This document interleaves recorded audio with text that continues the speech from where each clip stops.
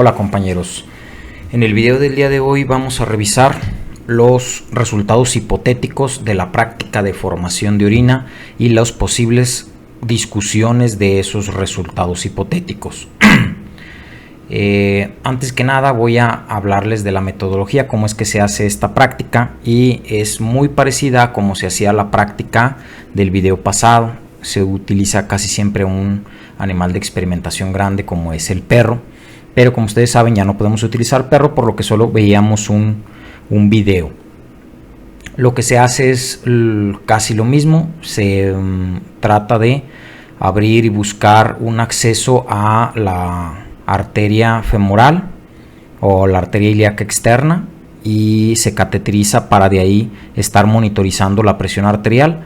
Se busca también la vena femoral para estar administrando fármacos o soluciones por esta vía, y también esto sí no se hacía en la práctica pasada, es cateterizar los ureteros, y se cateterizan los ureteros para estar monitorizando la formación de orina. Entonces se utilizaba un transductor de señal de presión para checar cómo está la presión arterial, y se utiliza un cuentagotas. Los dos catéteres que están metidos en los ureteros van a dar a un solo tubito que está goteando constantemente en un transductor que parece como una raqueta de tenis, en donde caen constantemente las gotas, y cada gota genera un registro. Entonces, como un palito, como un paloteo, en el que cada gota equivale a uno de los palitos. Entonces íbamos a ver una curva en la parte superior del canal de registro de la presión arterial,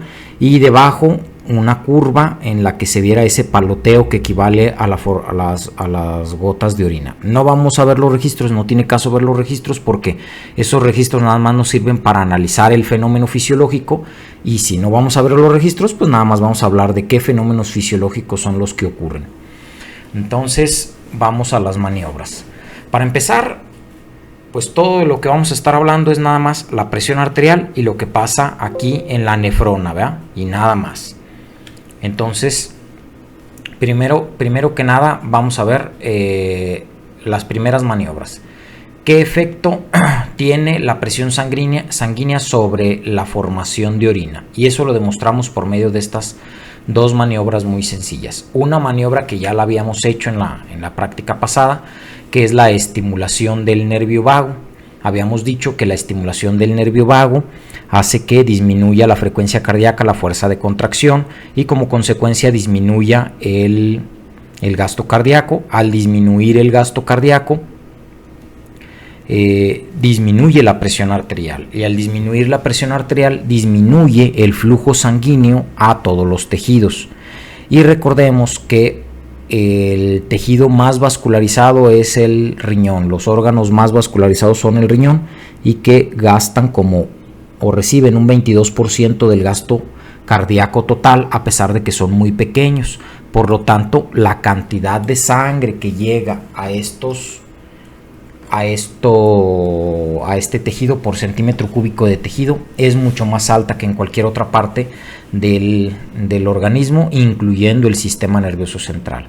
Entonces es mucho el flujo que recibe el riñón. Por lo tanto, si hay una caída de la presión arterial, disminuye la presión en la arteriola aferente, entra menos líquido hacia los capilares glomerulares, y esto hace que haya menor filtración de líquido, es decir, disminuye la tasa de filtrado glomerular. Y si disminuye la tasa de filtrado glomerular, pasa menos líquido hacia las otras áreas de la nefrona, hacia el túbulo contorneado proximal, asa de Henle, túbulo contorneado distal, túbulo colector, y entonces se forma menos orina porque hay una menor tasa de filtrado glomerular. Por lo tanto, la estimulación del nervio vago baja la presión arterial. Al bajar la presión arterial, baja la tasa de filtrado glomerular, y al bajar la tasa de filtrado glomerular, disminuye la formación de orina. Por lo tanto, la estimulación del nervio vago disminuye la formación de orina. Ahora, ¿qué pasaría con lo contrario? Una estimulación simpática, o lo que nosotros remedábamos administrando adrenalina.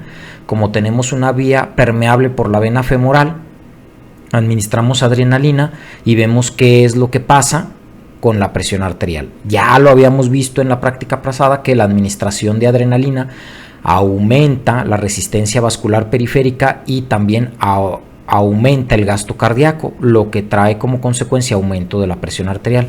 Pero aquí es curioso, miren, si ponemos poquitita adrenalina o si la estimulación adrenérgica es muy leve, nos va a provocar una ligera vasoconstricción en la arteriola eferente y no le va a hacer nada a la arteriola aferente.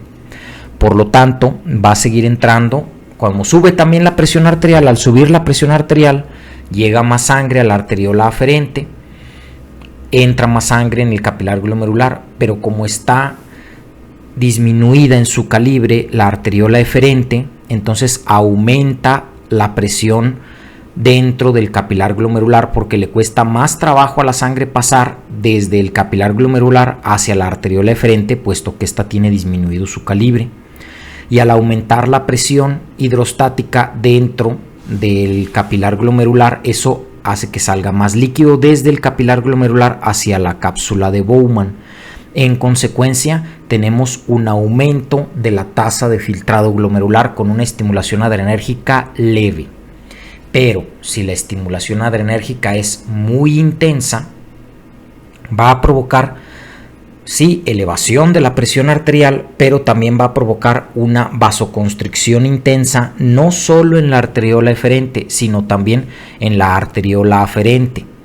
Y si se disminuye el calibre de la arteriola aferente, va a pasar menos sangre hacia el capilar glomerular, lo que va a disminuir la presión hidrostática dentro del capilar glomerular, y eso va a hacer que pase menos líquido desde el capilar glomerular hacia la cápsula de Bowman, disminuyendo así la tasa de filtrado glomerular. Por lo tanto, una estimulación adrenérgica intensa disminuye la formación de orina. Muy al contrario, una estimulación adrenérgica débil puede favorecer la formación de orina, por el mecanismo que les acabo de explicar. Bueno, ahora vamos a ver cuál es el efecto del volumen sanguíneo sobre el flujo urinario. ¿Cómo aumenta el volumen sanguíneo? Por ejemplo, cuando tomamos agua, ¿verdad? Aquí están los de Mad Max, la película más reciente de Mad Max, ahí queriendo tomar agua, ¿verdad? Bien sedientos. Entonces, tú tomas agua y al tomar agua aumenta el volumen sanguíneo circulante porque se absorbe desde el intestino hacia las venas que van a ir a dar a la vena porta, y luego al pasar por el hígado pasa a la circulación sistémica, y eso va a aumentar el volumen sanguíneo circulante. De hecho, por eso da un choque hipovolémico a alguien que tiene mucha sed o que está en el desierto, porque se empieza a terminar el agua que está en su cuerpo, incluyendo la que le da volumen a la sangre, y eso le da un choque hipovolémico porque ahora tiene menos volumen esa sangre. Bueno, ¿cómo nosotros hacíamos la maniobra para aumentar el volumen sanguíneo circulante por medio de la administración de líquido? Lo que poníamos era solución salina, pero muy importante, esa solución salina era isotónica. ¿Y en qué cantidad se le vamos a poner? Más o menos a 60 mililitros por kilogramo. Entonces, dependiendo de lo que pesara el animal de experimentación, es lo que íbamos a poner. Lo teníamos que poner rápido, muy muy rápido, porque si lo hacíamos muy muy lento a lo largo de muchos minutos, en muchas horas, hay muchos mecanismos que compensan este cambio y no lo vemos. Entonces tiene que ser rápido, la administración tiene que ser rápida de líquido. Entonces se administra rápidamente 60 mililitros por kilogramo de peso. Si fuera un animal de experimentación de, por ejemplo, 10 kilogramos, pues le pondríamos más de medio litro, o sea, 600 mililitros, ¿verdad? Si pesara, no sé, 20 kilogramos, pues le pondríamos como 1.2, 120, no sé, 1.2 litros. Entonces casi siempre son animales pequeños, entonces se pone, pues no sé, alrededor de 400 mililitros, 500 mililitros rápido por vía intravenosa. Eso lo que iba a provocar es que aumentara el volumen sanguíneo circulante, y eso aumenta la presión arterial. Y al aumentar la presión arterial, aumenta también la presión hidrostática que llega hacia el capilar glomerular, aumentando así el paso de líquido desde el capilar glomerular hacia la cápsula de Bowman, lo que trae como consecuencia un aumento en la tasa de filtrado glomerular, y como se está filtrando más agua, entonces hay una mayor formación de orina. es una presión hidrostática en esa zona. De hecho, eso le llaman diuresis por presión. Entonces, a mayor volumen sanguíneo circulante, mayor presión arterial, mayor tasa de filtrado glomerular, mayor formación de orina. Y es por eso que si tomas mucha agua te dan ganas de ir a hacer pipí para eliminar ese exceso de líquido que tiene tu organismo. Y al revés, ¿verdad? Si estás en el desierto y estás muy deshidratado, se va a formar menos orina. ¿Por qué? Porque hay menos volumen sanguíneo circulante, hay menos presión arterial, hay menos tasa de filtrado glomerular y forman menos orina. De hecho, es uno de los parámetros que se toman para saber si un paciente está chocado o no. Si un paciente está chocado, tiene baja la presión arterial, y si tiene una menor formación de orina, pues sabemos que están mal sus riñones, no le está llegando suficiente sangre. Bueno, entonces en esa maniobra lo que veíamos es, al administrar la solución salina isotónica, era aumento de la presión arterial y un aumento en la formación de orina, por la discusión que ya les dije. Otra de las maniobras es el efecto de cambios de presión osmótica sobre el flujo urinario.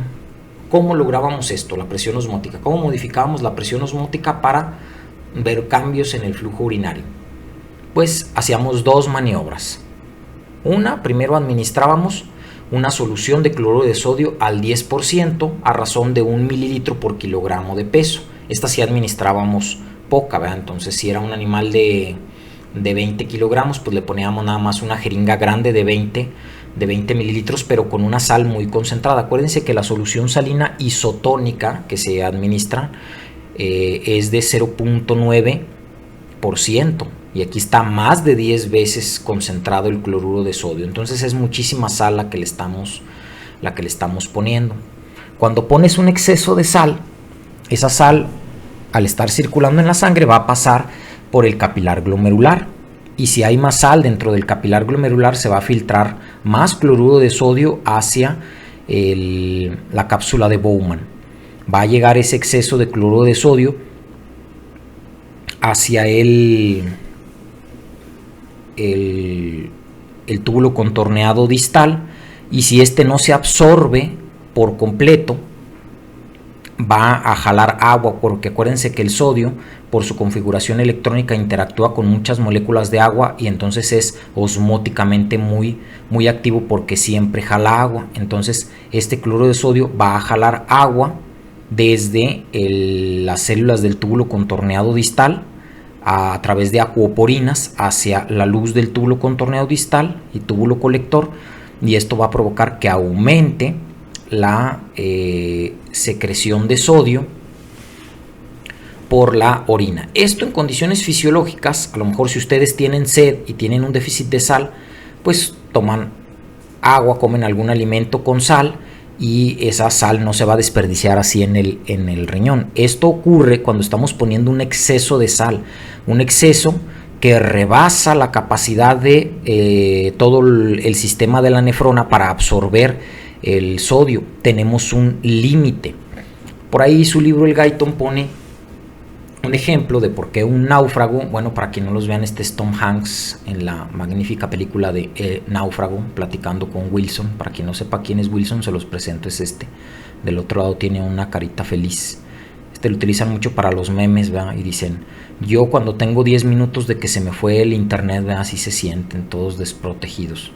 Bueno, entonces dice que hay un náufrago, pone un ejemplo de un náufrago, Guyton, en su libro, y dice que si este sujeto le da sed y va y toma agua de mar, en vez de que esta agua lo hidrate, lo va a deshidratar más. ¿Por qué? Porque tiene tanta sal que va a arrastrar tanta agua en el riñón y va a orinar más agua de la que tomó, porque está altísima la concentración de sal. Dice, pero si tuviera de mascota, no a un Wilson, ¿verdad?, sino a una rata canguro del desierto, esa rata, su riñón tiene la capacidad de concentrar más la orina, y entonces sí puede tomar toda el agua de mar que quiera sin morirse, mientras que su dueño humano, si toma agua de mar, se deshidrata más rápido y se muere. Entonces, en el animal de experimentación, como pusimos una concentración altísima de sal, no la logra absorber por completo el riñón, y entonces por ósmosis esa sal jala agua y elimina más agua de la que debería de eliminar normalmente. Entonces esto es una diuresis osmótica, ¿sí? Rara vez pasa en el humano, a menos que seas un náufrago que anda tome y tome agua de mar. Bueno, otra de las formas en las que podemos generar una ósmosis, un flujo urinario aumentado por ósmosis, es clásico en los diabéticos, la glucosa. ¿Cómo lo hacemos? Administrando 25 mililitros de solución de glucosa al 20%. Es una concentración altísima de glucosa. Entonces le provocamos al animal de experimentación una hiperglucemia. El túbulo contorneado proximal es el que absorbe en su totalidad la glucosa filtrada en el capilar glomerular hacia la cápsula de Bowman, de tal manera que el líquido que pasa desde el túbulo contorneado proximal hacia el asa de Henle ya no contiene glucosa, porque se ha absorbido por completo en el túbulo contorneado proximal. Pero esto tiene un límite. Si la concentración sanguínea de glucosa sobrepasa los 180 miligramos por decilitro, los transportadores de glucosa que están presentes en el túbulo contorneado proximal no son suficientes para absorber en su totalidad la glucosa. Por lo tanto, la glucosa sigue avanzando hacia el asa de Henle, túbulo contorneado distal y túbulo colector, y estando ya en la parte final de la nefrona, también por un proceso de ósmosis va a jalar agua hacia la luz del túbulo, y esto va a provocar un aumento en la formación de orina. Por lo tanto, la hiperglucemia por ósmosis aumenta la formación de orina, y es por eso que los pacientes diabéticos tienen que estarse levantando a orinar durante la noche, porque es tanta la glucosa que se está formando excesivamente o la orina. Entonces, esos son los dos ejemplos de diuresis osmótica. Bueno, ahora vamos a hablar de la reabsorción tubular del agua, y hay muchas hormonas que están implicadas en esto, muchos procesos que están implicados en esto, pero una de las maniobras que hacíamos era administrar la hormona antidiurética o vasopresina, como lo hicimos en la práctica pasada, pero en la práctica pasada nos fijamos en su efecto vasopresor. En este caso nos vamos a fijar en su efecto antidiurético. Igual agarrábamos neurohipófisis de ratas hipofisectomizadas, hacíamos un machacamiento de esa neurohipófisis, la poníamos en una solución y luego se la inyectábamos por la vena al animal de experimentación, y lo que iba a provocar esa hormona antidiurética es que se formara menos orina. También íbamos a ver que había un incremento en la presión arterial, por lo que ya expliqué en el video pasado, pero aquí también íbamos a poder monitorizar que había una menor formación de orina, y de ahí viene su nombre antidiurética. ¿Cómo es que hace esto? Llega a sus receptores V2, que son diferentes a los V1 que están presentes en los vasos sanguíneos y que provocan la vasoconstricción. En este caso, el receptor V2 es un receptor acoplado a proteínas G. Se desprenden las unidades de la proteína G y lo que van a provocar es la activación de la adenilato ciclasa. La adenilato ciclasa, esto es en el túbulo contorneado distal, a nivel distal de la nefrona, y si no me equivoco también un poquitín en el túbulo contorneado, en el túbulo colector. Entonces lo que va a provocar es el aumento del AMP cíclico, de la formación de AMP cíclico, y este aumento en la formación de AMP cíclico va a activar a la proteinquinasa A, y esta proteinquinasa A va a hacer dos cosas. La cosa inmediata que va a hacer es que va a provocar que unas vesículas que tienen ahí en su membrana unas proteínas que tienen como un poro que deja pasar el agua, llamadas acuoporinas 2, estas van a estar ancladas al citoesqueleto y va a provocar su movilización desde el citoesqueleto hasta integrarse esta membrana de la vesícula, integrarse con la membrana del borde apical de la célula epitelial del túbulo contorneado distal, y entonces va a hacer que se expresen en la membrana estas acuoporinas. Este es un proceso muy parecido al que pasa en la liberación del neurotransmisor y al que pasa en la expresión también del GLUT4 con la acción de la insulina, que luego veremos en fisiología 2.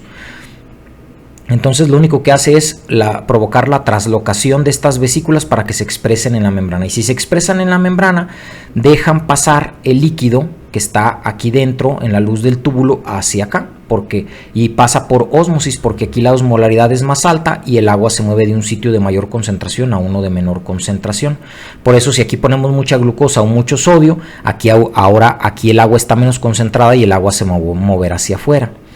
Pero en condiciones de esta maniobra en la que ponemos la hormona antidiurética vía intravenosa, entonces se aumenta el número de acuoporinas y se aumenta la absorción de líquido en la parte distal de la nefrona, y al aumentar la absorción de agua se va a formar menos orina, por eso se llama antidiurética. Entonces, ¿cuál es su efecto? Disminuye la formación de orina por este proceso que les acabo de explicar. Pero tardíamente vemos que también va a ir esta proteína quinasa A al núcleo de la célula y que va a aumentar la expresión y la síntesis de nuevas acuoporinas, ¿sí? Bueno, vamos a ver por último el efecto de un antidiurético llamado furosemide. Este es un fármaco que se le llama también diurético de asa porque actúa en el asa de Henle. Si ustedes recordarán de su teoría, en el asa de Henle se encuentra una proteína en el borde apical del epitelio que es un cotransportador de 2-sodio-cloro-potasio, es decir, mueve 2 iones sodio, uno de cloro y uno de potasio desde la luz del sistema tubular hacia el interior de la célula y luego hacia el torrente sanguíneo. Y eso es muy importante porque está absorbiendo muchísimos solutos, y al absorber solutos eso le permite que llegue ya muy diluida el líquido dentro de los túbulos hacia el túbulo contorneado distal y el túbulo colector, para que aquí por medio de las acuoporinas se pueda absorber el agua. Entonces, ¿qué es lo que hace el diurético de asa o el furosemide? Bloquea ese cotransportador 2-cloro-sodio y potasio. Entonces el cloro, el sodio y el potasio permanecen en la luz del túbulo, del sistema tubular, y eso va a hacer que llegue el líquido con una osmolaridad muy alta a esta zona y que no pueda absorberse por las acuoporinas, porque ahora la osmolaridad dentro de la luz del túbulo es mayor que en las células, e incluso lo que va a provocar es que se mueva el agua desde la célula hacia la luz del túbulo arrastrando agua. Entonces, ¿qué es lo que va a provocar? El furosemide va a provocar un aumento en la formación de orina, pero es exagerado. Hay que tener cuidado con el furosemide, porque si le das de más al paciente, lo vas a deshidratar, y no solo lo vas a deshidratar, le vas a provocar algo más peligroso, una hipocalemia o hipopotasemia, es decir, una disminución en la concentración de potasio en su sangre, porque se está eliminando mucho potasio y eso es peligroso para el paciente. Puede darle arritmias cardíacas y se puede morir. Entonces hay que tener cuidado con los diuréticos que eliminan potasio. Hay otros diuréticos, casi siempre se tiene que dar con un diurético ahorrador de potasio, o no darlo tan crónicamente, ¿verdad? O tener cuidado y estar vigilando las concentraciones de potasio del paciente o alguna sintomatología que te haga pensar que le está afectando este furosemide en sus concentraciones normales de potasio, ¿sí? En una primera instancia no va a disminuir la presión arterial el furosemide. Le toma días y semanas en ir disminuyendo poco a poco el volumen sanguíneo circulante. Esto se va a dar principalmente no tengo coronavirus, nada más me dio tos. Lo que se va a ver es que poco a poco va disminuyendo la presión arterial, y también le sirve al paciente para disminuir, por ejemplo, el edema de miembros inferiores por la causa que sea. Tiene un exceso de líquido en esa zona, entonces al perder líquido se disminuye el edema, pero funciona como un buen antihipertensivo. Es de los más usados que ustedes van a ver, pero es medio peligrosillo. Entonces, al administrárselo al animal de experimentación, lo que veíamos no veíamos un cambio en la presión arterial, porque es muy lenta la pérdida del líquido, le toma minutos, horas o días ver ya ahora sí un cambio significativo en la presión arterial, pero lo que sí veíamos es un aumento muy exagerado en la formación de orina. De hecho, de todas las maniobras, este es el que tiene un aumento más marcado de la formación de orina. Y pues eso fue todo por este video. Ya nada más nos queda uno, que es el de la función del pulmón, y terminamos el curso. Vean por favor los videos, estudienlos muy bien, porque como una semana después de que les ponga yo el último video, vamos a hacer un examen en línea.